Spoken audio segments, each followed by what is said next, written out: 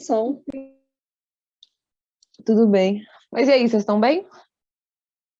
Sim, e você? Tô bem também. Desculpa o atraso aí, eu tive um problema aqui com o meu computador, mas agora tudo certo. Vou começar aqui então a lista de bioma. A Maísa terminou com vocês a matéria de bioma? Acho que acabou. Ela parou no manguezal. Ah, tá. Mas falando assim, não dá para ter uma ordem cronológica de como ela falou. É, realmente. Mas tudo bem. Esse aqui tem meio que tá misturado, todos os biomas. Aí, ó, questão. Então, vou começar. E Fernanda, questão 1, da UFMG. A qual das regiões fitogeográficas brasileiras se referem às características? Fitogeográficas é só as regiões do Brasil, geográficas, que tem biomas. Aí, primeiro, presença de 2 estações, uma seca e uma chuvosa. Segundo, solo muito permeável, com baixo teor de nutrientes e baixo pH. Terceira, presença de lençóis de água a grande profundidade. E quarta, vegetação constituída por gramíneas e plantas de pequeno porte, com galhos retorcidos, casca espessa e folhas coriáceas. Esse aqui a gente já consegue adivinhar só pela última, né? Por isso que é sempre bom ler a questão inteira antes de fazer, porque, por exemplo, nesse primeiro a gente podia ficar em dúvida. Na seca, numa região, uma estação seca e uma chuvosa, dava para pensar em mais de um bioma. Só que aqui está falando galhos retorcidos na última. Então, toda vez que fala galhos retorcidos, você nem precisa ler. Você sabe que é cerrado. Mas aí, ó, presença de lençóis de água a grande profundidade, isso acontece porque o solo ele é muito permeável, ou seja, a água passa direto por ele, não fixa. Então, ela desce inteira e cai nos lençóis freáticos que ficam nesse solo. Aí, esse segundo aqui, que o solo é muito permeável, é a mesma coisa, quer dizer que a água passa direto por ele, ele não fixa essa água, e, consequentemente, tem um baixo teor de nutrientes e baixo pH, porque esse solo não consegue armazenar essas coisas. E o baixo pH é porque ele é muito ácido. E tem a estação seca e uma chuvosa, bem definida. Mas o Pantanal não tem campos alagáveis em alguns períodos? Não poderia ser o Pantanal também, não? Porque ele tem alguns períodos que enche, né? O solo é fértil, aí alguns períodos alaga, outros não. Então tem um clima meio semiárido. Tem. Só que é exatamente isso. O Pantanal estaria certo se você considerasse só a primeira bolinha, que é uma estação seca e uma chuvosa. Só que a gente tem que olhar a vegetação dele. Por exemplo, esse último, ele não é constituído por gramíneas e nem com galhos retorcidos, ou casca espessa, porque o Pantanal, já que ele alaga a maior parte, a vegetação dele é muito bem adaptada à água. E o solo dele, muito pelo contrário, não é permeável, a água não desce inteiro, tanto que é por isso que ele alaga, porque a água não consegue passar pelo solo. Então, o Pantanal só estaria certo se considerasse a primeira bolinha, mas as outras não encaixam. Entendeu? Entendi. Então, aqui vai ser o Cerrado, que é a letra B. A Mata Atlântica não pode, porque, né, a gente sabe que todas estão erradas. A estação dela, ela fica o ano inteiro com clima úmido, então ele chove muito durante o ano inteiro.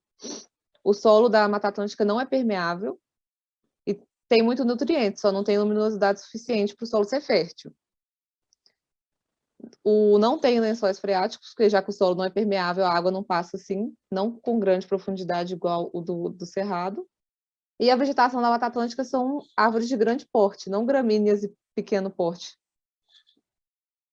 O Campina também não, porque, né, são campos com longos, com a vegetação até que está certa, que tem gramíneas, só que normalmente é uma vegetação muito baixa e não tem uma estação chuvosa, normalmente é sempre uma estação com baixo índice de chuva.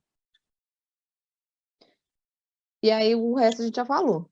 A Caatinga também não, porque no caso a Caatinga, ela é sempre, normalmente, não tem uma estação chuvosa bem definida assim. O solo dela não é permeável, ele é mais rochoso.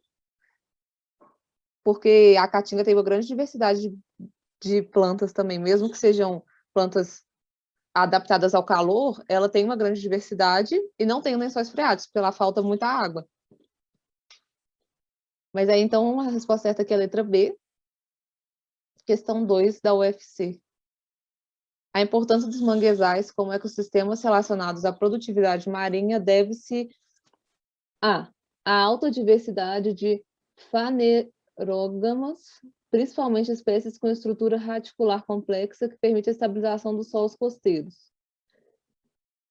Esse tipo de planta aqui são plantas que têm uma semente específica, mas isso aqui não vai fazer diferença. É aquilo que eu falei na última aula também. Toda vez que tiver uma palavra que a gente não sabe o que é, a gente pula para a próxima opção, porque provavelmente não vai ser ela.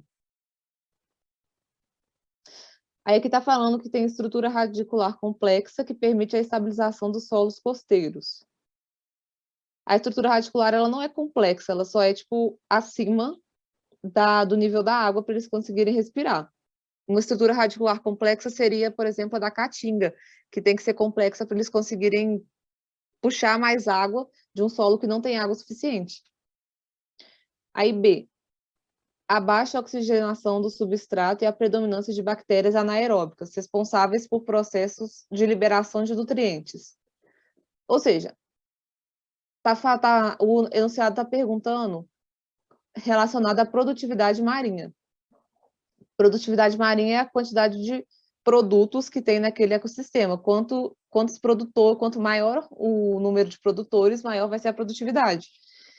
E a gente sabe que tem baixo oxigênio, por isso que as raízes das plantas têm que ficar acima do nível da água para conseguir realizar essa troca de oxigênio com o ambiente, diretamente com o ar. E, já que tem baixo oxigênio, tem muitas plantas anaeróbicas, ou seja, elas conseguem produzir esses substratos a partir de gás carbônico. São bactérias decompositoras, por exemplo. Então, elas são responsáveis por processar a liberação de nutrientes. Essa aqui está certo, porque se tem bactérias anaeróbicas num ambiente sem oxigênio, elas conseguem produzir coisas a partir do gás carbônico ou a partir da decomposição de outros nutrientes que tem lá. Então, isso forma novos nutrientes. E quanto maior o número de bactérias, maior vai ser a produtividade, porque eles vão estar dando nutrientes para os outros seres que precisam deles. Como, por exemplo, o oxigênio. Então, a B está certa, mas eu vou ler as outras. As complexas interações entre algas e fungos, permitindo a ocupação de solos inundados e a decomposição da matéria orgânica presente. Interações entre algas e fungos que a gente já viu são os líquens. Não é esse tipo de lugar que tem líquens, eles ficam em lugares úmidos, mas não inundados assim, e eles também não são responsáveis pela decomposição da matéria orgânica. Então, esse está errado. E a utilização de matéria orgânica por anelídeos. Anelídeos é tipo minhoca. Anelídeos, molúsculos, bivalves e crustáceos, que atuam como decompositores. Minhoca, moluscos e crustáceos tipo caranguejo. Realmente, nesses lugares tem muito desses bichos, só que nenhum deles atua como decompositor. Eles são os que vão utilizar da matéria orgânica, eles não produzem ela. E é a grande diversidade de organismos epifíticos, responsáveis pela alta produção de matéria orgânica. Nem eu sei o que são organismos epifíticos. Deixa eu ver. Epifíticos. Respeito de botânica. Ah, tá. São plantas que vivem em outras plantas. Tipo briófitas. Também não é a resposta, porque normalmente elas precisam de plantas com grande porte. Tipo, aquelas plantas... Tipo, acho que tem umas espécies de samambaia que são desse tipo, elas precisam de um lugar alto, elas precisam de plantas que têm muitos nutrientes, e esse não vai ser o lugar que tem. E, além disso, eles não produzem matéria orgânica de um solo inundado. Então, a resposta certa aqui vai ser a letra B. Eu acho essa questão difícil, porque tem muitos detalhes e tem muitas palavras que a gente não costuma ver. Então, sempre procura aquela que a gente já sabe tudo, que está nela, que no caso vai ser a B também. Aí, questão 3. Vocês entenderam? Sim. Ok. Sobre os biomas brasileiros, assinale o que for correto. 1. Essa aqui é aquela de somar e tem que ver quanto que vai dar a soma total de cada uma das opções. 1. Os manguezais podem penetrar vários quilômetros no continente, seguindo o curso de rios cujas águas se misturam com o mar durante as marés cheias. Esse aqui está certo, porque a gente sabe que os manguezais ficam na costa e é o encontro da água do oceano com a água dos rios. Então, eles realmente conseguem entrar em várias partes pelos rios. 2. Então, a gente vai somando, já tem 1. 2. O Pantanal Mato-Grossense, o Complexo do Pantanal, é uma vasta planície inundável que abriga uma das mais ricas reservas de vida selvagem no mundo. Tá certo também, porque por mais que tenha um período de seca, ele tem uma grande diversidade de plantas e animais nesse complexo. 4. O estrato ou andar superior das florestas amazônica, atlântica e de araucária é composto das mesmas espécies de árvores.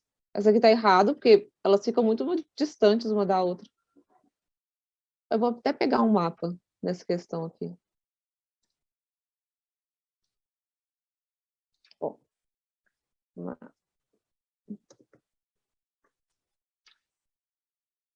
imagens.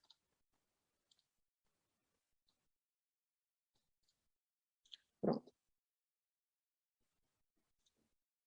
Esse.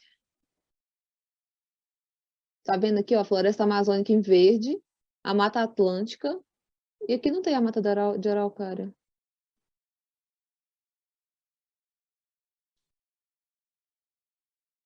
Ah, que bom.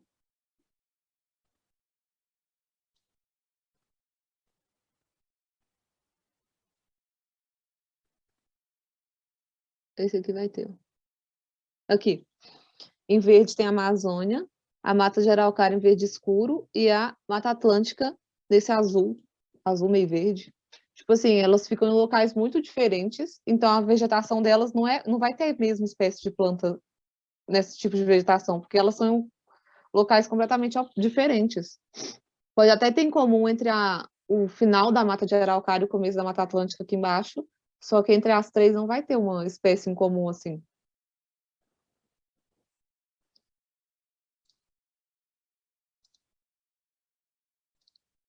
Aí, o Cerrado, então a 4 está errada. Então até agora a gente tem a 1 e a 2, que dá 3. 8. O Cerrado, situado, por exemplo, em Minas Gerais, é um tipo de savana, geralmente com árvores e troncos retorcidos. Esse está certo, porque savana é denominada por um terreno principalmente composto com árvores baixas e gramíneas, que é o Cerrado. Então a 8 está certo. E 16. A vegetação da caatinga é formada por plantas com marcante adaptação ao clima seco, como aquelas cujas folhas se transformam em espinhos. Tá certo também, igual os cactos, porque é um lugar que não tem muita água e é muito quente e seco. Então, eles precisam se adaptar. Então, aqui a resposta vai ser 16 mais 8 mais 3, que dá 27. Então, a resposta aqui vai ser 27. A única que está errada é a 4.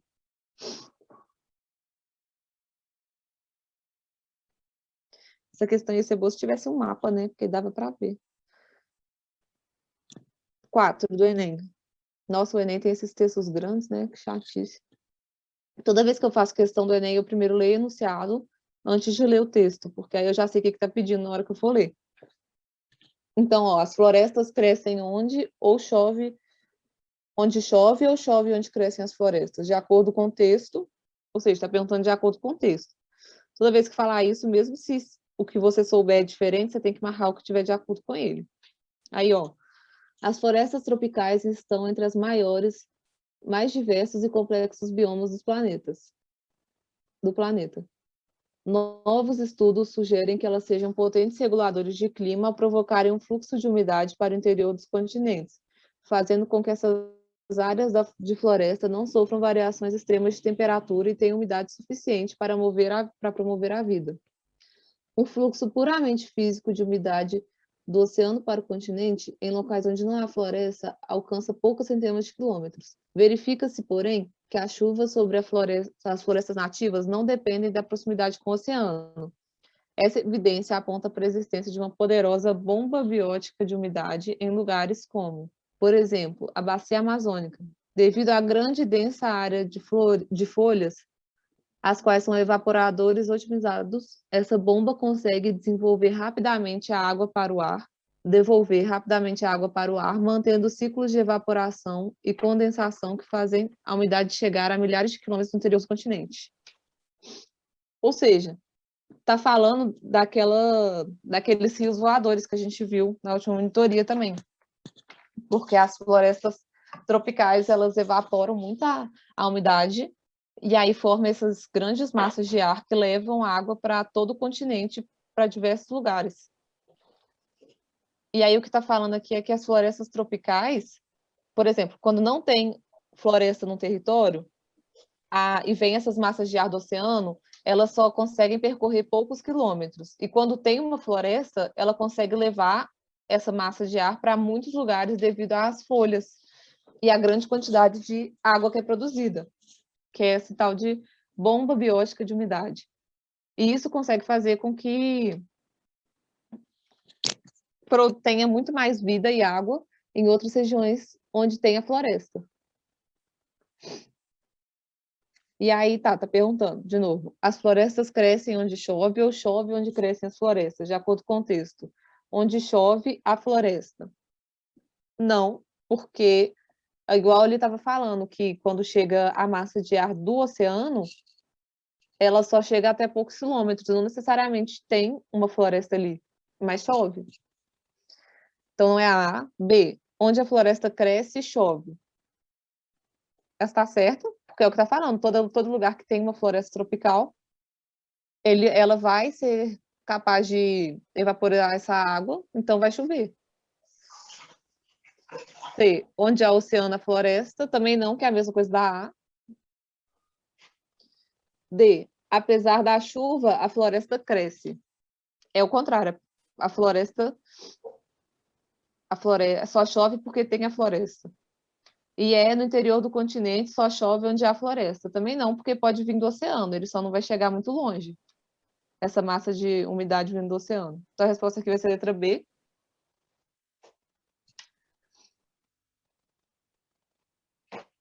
Aí, 5. Ei, Carolina, você quer perguntar alguma coisa? Não, é porque meu celular ele tá muito quente, eu tentei resfriar ele aqui, não tá tendo como, e por isso que tá toda hora desativando. Ah, tá. Achei que você queria perguntar. Mas sem problema. Aí, 5, do Enem também.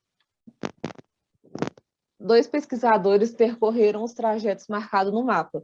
Ou seja, um é aqui da Amazônia para Mata de Araucária, e o 2 é daqui do... Não, aqui que é a Mata dos Pinheiros, zona dos Cocais, para a Amazônia. Imagens devem ser correspondentes. Meu celular ficou desorientado. Então, o 2 é daqui para a Amazônia. A tarefa deles foi analisar os ecossistemas, encontrando problemas, relatar e propor medidas de recuperação. A seguir, são reproduzidos trechos aleatórios extraídos dos relatórios desses 2 pesquisadores. Trechos aleatórios do pesquisador 1, ou seja, que é o da Amazônia aqui para baixo. 1. Por causa da diminuição drástica das espécies vegetais desse ecossistema, como os pinheiros, a gralha azul também está em processo de extinção. Onde a gente sabe que tem pinheiros? É na Mata de Araucária, né? Porque a espécie de planta dominante lá são os pinheiros. Então a gente já consegue saber. Mesmo que a gente não sabe, então um deve ser Mata de Araucária. Eu estou travando para vocês? Porque apareceu uma mensagem aqui. Para mim tá travando. Mas eu pensei que era a minha internet. Eu acho que é a minha internet. Mas está dando para entender ou quer que eu repito?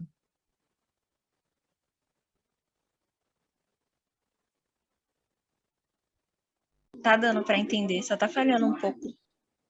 Aqui pra mim Ok, tá tudo bem. fa- Travando. se falhar, é só falar, que eu repito. Ah, que bom. Então tá. 2, que é no mesmo trajeto ainda do 1. As árvores de troncos tortuosos e cascas grossas, ou seja, a gente já sabe que é o cerrado, que predominam nesse ecossistema estão sendo utilizados em carvoarias, porque a gente sabe que o cerrado tem muito desmatamento para utilizar essa madeira, que é uma madeira que aparentemente rende muito para esse tipo de coisa. Então, por causa dos pinheiros, a gente sabe que está falando, e olha, a localização, ele passa aqui da Amazônia, passa pelo cerrado, passa um pouco pela floresta, e aqui chega na Mata dos Araucárias. Então, o 2 é o cerrado e o 1 é a Mata de Araucária. Aí, nisso aqui a gente já conseguia marcar, mas aí a gente vê os outros também. Trechos aleatórios extraídos do relatório do pesquisador 2. 3. Das palmeiras que predominam nessa região podem ser extraídas substâncias importantes para a economia regional, tipo borracha. E se está falando de palmeiras, a gente já sabe também que está falando da zona dos focais, que são as árvores predominantes. Ou seja, vai ser aqui do 2. E a última frase é: apesar da aridez dessa região, em que encontramos muitas plantas espinhosas, não se pode desprezar a sua biodiversidade. Isso se refere à caatinga, porque tem plantas espinhosas porque é um clima muito seco, só que é muito rico em biodiversidade. Então, a resposta aqui vai ser 1, mata de araucária, 2, cerrado, 3, zona dos focais e 4, caatinga, que é a letra B aqui.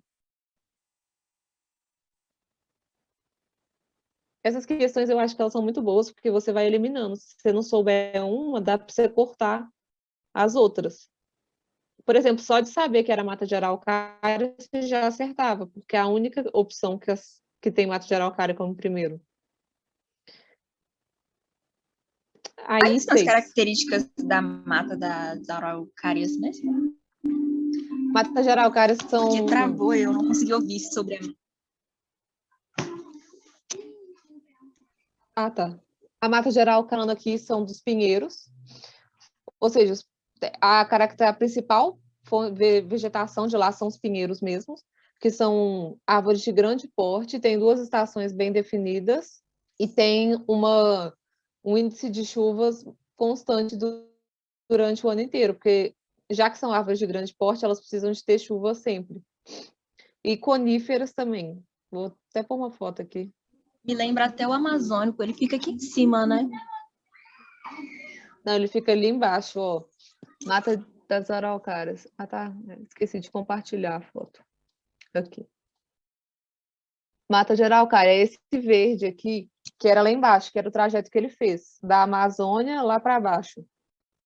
É uma região mais fria também, então ela não precisa de estar sempre quente para crescer, mas é úmido. Mata de araucária. Ah, escrevi errado, mas tudo bem. Aqui, ó. São árvores de grande porte, porque elas são muito altas e são a maioria constituída por pinheiros mesmo. Entendi, porque você falou que tinha chuva frequente o ano todo, eu lembrei da Amazônia, né? Porque a Amazônia também tem. Sim, mas chove menos que a Amazônia, só que mantém uma constância para as árvores conseguirem crescer.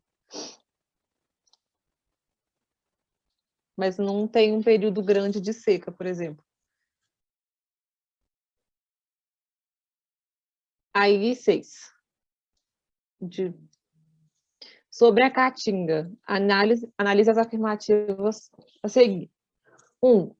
É um bioma que apresenta chuvas irregulares, secas prolongadas e temperatura elevada. Tá certo? Chuvas irregulares, porque não é como se fosse igual o Cerrado, que tem 2 estações bem definidas. Ela apresenta essa certa. 2. Bioma que apresenta plantas denominadas xeromórficas. Xeromórficas, eu tenho quase certeza que são as plantas que elas são adaptadas ao calor. Essas palavras são muito... Eles botam essas palavras de propósito. Deixa eu ver o que que significa xeromórficos, porque eu esqueci também. Aí, xeromórficos. Isso. É isso mesmo. São as plantas adaptadas a um clima mais quente e seco mesmo. Então, está certo, né? Porque, igual a gente viu na primeira, ela não chove muito, são secas prolongadas e sempre está quente. 3, segundo maior bioma brasileiro. Essa é errado, porque o segundo maior bioma brasileiro é o Cerrado, que igual a gente viu nessa foto aqui de cima, o Cerrado é esse rosa aqui, o rosa claro. Então, ele ocupa uma parte muito grande de todo o território brasileiro. E 4, apresenta plantas adaptadas ao fogo, com gemas subterrâneas, troncos com grossas epidermes e sementes com germinação induzida pelo calor. Essa aqui está errada, porque por mais que seja o clima, a Caatinga tem um clima muito seco, temperaturas elevadas, as plantas não são uma região que tem muito incêndio, não só intencional, como também quando o clima está muito seco, eles têm muito incêndio natural mesmo. E troncos com grossas epidermes, está falando do cerrado também, que cascas dão a caatinga. Ah, então o certo aqui é 1 e 2. Então a resposta certa é a letra A. Eu vou fazer só mais essa, que aí vai dar o horário. Só que aí as outras tem mais 4 questões. A 10 eu repeti, então só tem mais a 4 sem contar a 10, porque ela está repetida, dessa aqui do mapa. Só que aí vocês fazem essas questões separadas e qualquer coisa, se vocês tiverem dúvida, me manda no WhatsApp que eu respondo as dúvidas. Mas tem o gabarito aqui embaixo também, então se precisar ele está aqui. Aí 7. É uma mata seca que perde suas folhas durante a estação seca. Apenas o juazeiro, que possui raízes muito profundas para captar água do subsolo, e algumas palmeiras não perdem as folhas. As plantas estão adaptadas a condições climáticas e possuem várias adaptações fisiológicas para sobreviver à seca. O texto acima descreve características da vegetação de A. Mata Atlântica. Não, porque não é uma mata seca, é uma mata atlântica. O manguezal também não, porque a gente sabe que ele é inundado. C, o cerrado, que pode ser, só que no cerrado as raízes não são profundas para capturar água do subsolo. O problema do cerrado é que tem o solo ácido, mas não tem essa falta de água com raízes tão profundas. D, floresta amazônica, é a mesma coisa da Mata Atlântica, que é uma floresta tropical, então não é uma mata seca.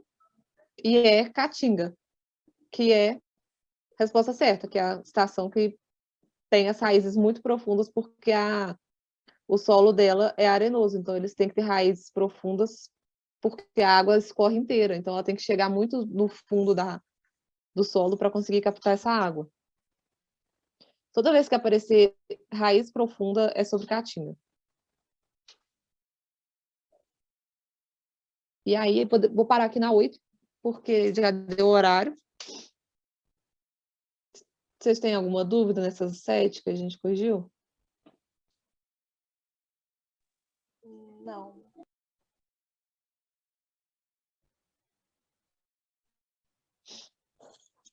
Mas aí, então tá. Vocês terminam de fazer as questões, qualquer coisa, manda mensagem, ok? Beleza, obrigada, professora. Muito bom. Beleza, obrigada. Boa noite. Boa noite. Boa noite, obrigada a vocês. Boa aula.